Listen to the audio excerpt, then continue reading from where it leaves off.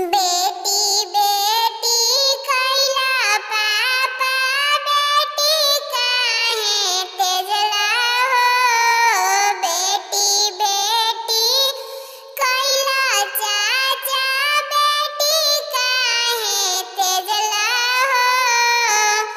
बेटी के तेज पापा आंसुआ गिरवला हो। बेटी दान कैला चाचा आंसुआ गिरवला हो। पालया पोसी बेटी कैला सयाना हो। पालया पोसी बेटी कैला सयाना हो।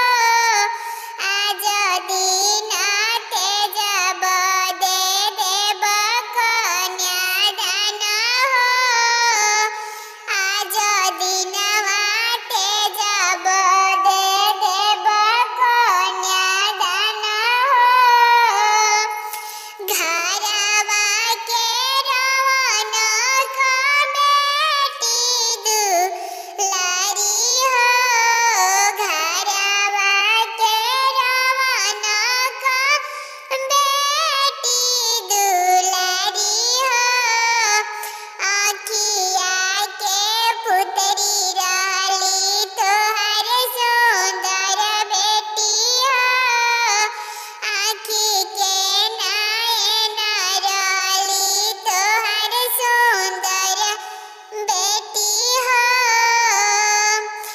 जोंघिया बैठाई पापा दूसरा घरवा भेजला हो। आंगना में अमरो वसुधुवारा पर चाची हो। छतिया के फाट बेटी तेजलो ना जाया हो। छतिया के फाटे बेटी तेजलो ना जाए हो। दोसरा के बर्तन हऊ बेटी दुलारी हो। आज पापा तोहरा के घरवा छोड़वनी हो। आज पापा तोहरा के आंगना छोड़वनी हो। दुनिया